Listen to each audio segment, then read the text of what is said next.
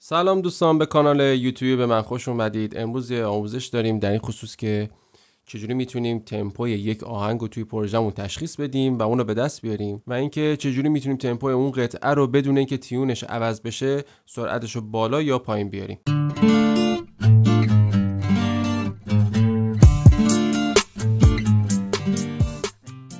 خب ما اینجا یه قطعه رو درگ کردیم توی نرم افزارمون. وقتی نرم افزار رو باز میکنیم به صورت دیفالت تمپوی پروژه ما 130 تنظیم شده و چیزی که ما اینجا میاریم خب مشخص نیست دقیقاً چه تمپویی داره.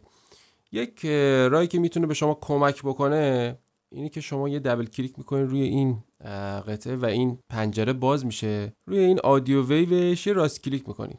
خب اینجا یه گزینه داریم به نام دیتکت تمپو که خود نرم افزار اف استودیو به این صورت اومده گفته که خودش تمپوی قطعه رو تشخیص میده. اینو شما بزنید اینجا اومده یه تمپوی تقریبی به ما گفته، چیزی که حالا هست. حالا 130 هم گفته، حالا یه جالبه با اینجا هم یکیه. حالا معمولا اینجوری نیست. اینو من بزنم، خب حالا ما زدیم این تنظیم شد روی 130. حالا 130 هم خودش بود. حالا مثلا میتونست کمتر یا بیشتر باشه، این خودش تنظیم میشد این عدده. مثلا اگه مثلا 123 بود این میشد 123. یه سو میزنیم میشد 123. میبینی که من اینو بالا پایین میکنم، این ویو اینم خودش بالا پایین میشه.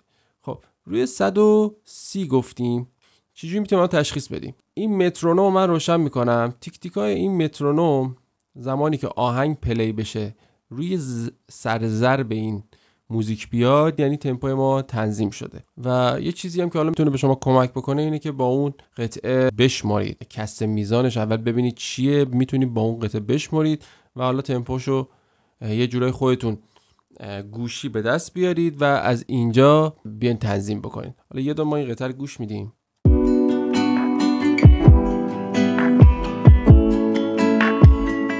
چیزی که هست قطعه 4/4 باید به این صورت بشمارید: 1 و 2 و 3 و 4 و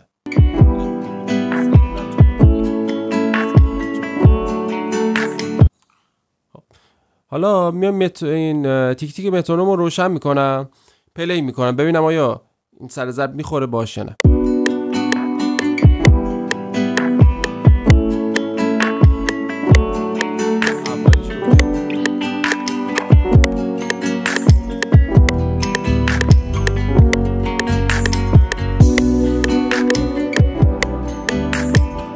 میبینی که جلوتر میره اصلا با هم هماهنگ نیست، یه ناهماهنگی ایجاد شده. خب اینجا یه نکته داره.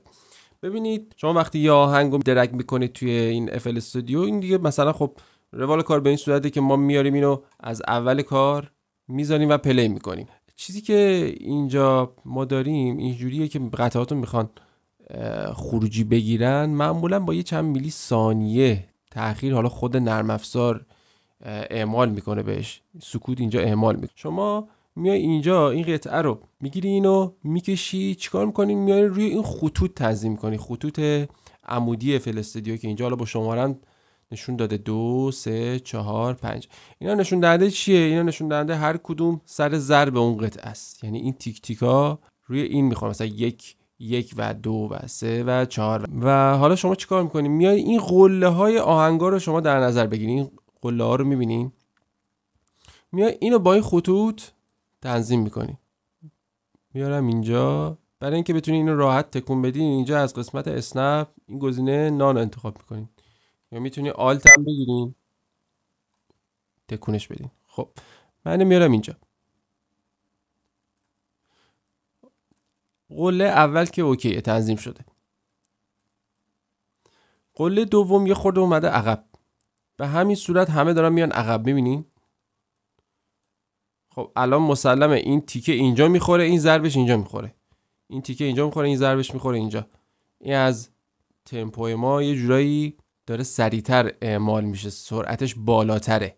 وقتی این قله ها میفته این ور خط، یعنی قبل خط میفته، سرعت آهنگ بیشتر از تمپوی ماه. خب اینجا حالا شما میتونین اینو سرعت بالا پایین بکنید و این قله ها رو تنظیم بکنید. خب من الان 2 تا تمپو رو بردم بالا، 2 تا که بردم تقریبا الان اینا تنظیم شدن. میبینین؟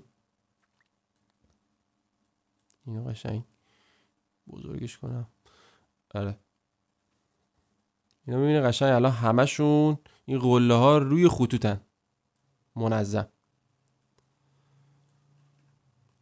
این اتفاق به شرطی میفته که شما قله اول رو قشنگ روی خط تنظیم بکنید که معمولا آهنگا وقتی درگ میکنید توی نرم افزار اینجوری نیست که شروعشون مثلا این قلهش روی خط تنظیم شده باشه. شما باید اینو تنظیم بکنی بعد بیای سر وقت اینکه سرعتشو به دست بیاری، تمپوشو. خب یه دونه پلی میکنم.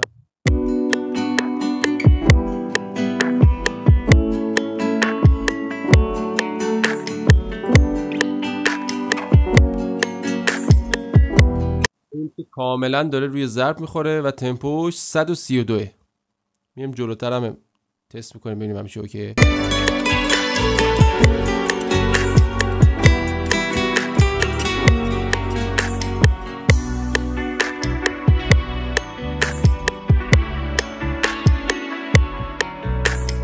بله کاملا درسته. ما الان تونستیم این قطعه رو تمپوشو به دست بیاریم، شد 132.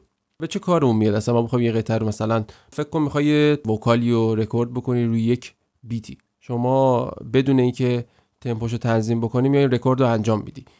بعد حالا مثلا میخوای روی اون وکالت افکت بذاری، مثلا از افکتی مثل دیلی یا ریورب، پیری دیلی و این گزینه‌ها رو داره که به نسبت تمپو تنظیم میشن، میخوای این تنظیمات رو انجام بدی، بعد میبینی که تمپو آهنگو نداری اصلا. بعد مثلا میخوان ریمیکس انجام بدن، یه دو تا قطعه رو میخوان با هم دیگه تنظیم بکنن، اول تمپوی اون قطعات رو به دست میارن، بعدش میتونن حالا روش تنظیم انجام بدن.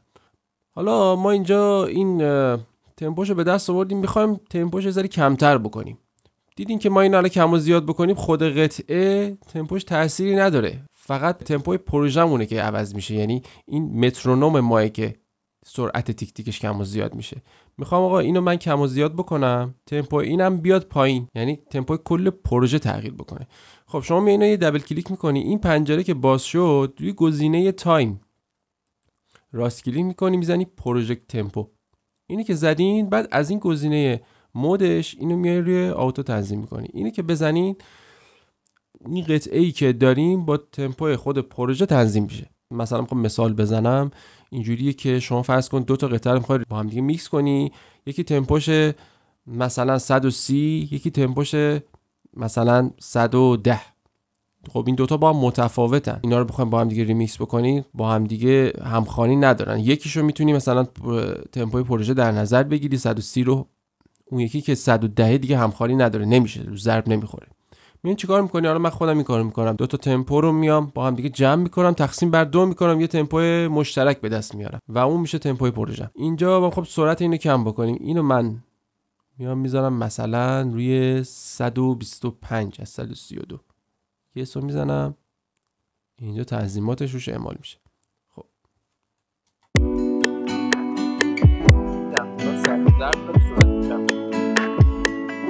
بدونی که تیونش عوض میشه، تیونش دست میخوره،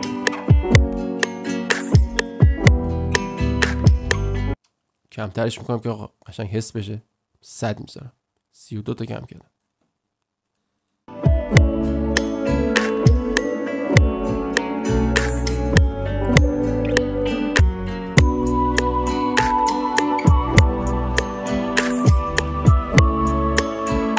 دیدی که تیون هیچ تغییری نکرد و شما تونستید تمپوی اون قطعه رو بیارید پایین. ولی معمولا سعی کنید زیاده روی نکنید تو این کار. مثلا 132، حالا مثلا 130 آوردم، خیلی سرعتش کم شد و اصلا اون یه جورایی ماهیت اون قطعه معمولا به هم میریزه و اون شکل و شمایل خودش رو دیگه نداره. یه چیزی، یه میانگینی بگیرید نزدیک به سرعت خودشون و میخوایم مثلا دو تا قطعه رو میکس بکنید که سرعت ها نزدیک به هم باشه. این مدلیه که من انجام میدم. ممکنه روش‌های دیگه هم باشه، مثلا با یک کلیک بخوان تمپوی یه قطعه رو به دست بیارن. خب این قابلیت هم خود نرم افزار FL استودیو گذاشته که با دیتکت تمپو راحت بتونید این کارو انجام بدید. این دیتکت تمپو معمولا خیلی دقیق جواب نمیده برای آهنگا، از اعداد اعشاری میاد استفاده میکنه، تمپوی مثلا عجیب غریب پیشنهاد میده. ولی خب شما با این حرکت میتونید راحت تمپوی قطعات خودتون رو به دست بیارید بدون که اصلا از این دیتکت تمپو استفاده بکنید. هیچ کاری نداره. اول قطعه رو گوش میدین، یه تمپو تقریبی انتخاب میکنید ببینید که اون آهنگ رو چه ضربی داره میزنه. بعد این تمپو رو که بالا پایین میکنید میتونید سرعت اون قطعه رو به دست بیارید. امیدوارم که دوست داشته باشین و مثمر ثمر بوده باشه. منو سابسکرایب بکنید تو یوتیوب، اینستاگرام رو دنبال بکنید حتما. تو کانال تلگرامم سری فایلا بیتا اینا اینجا میذارم، بیتای خودم رو همینجا به اشتراک میذارم و خیلی مخلصیم.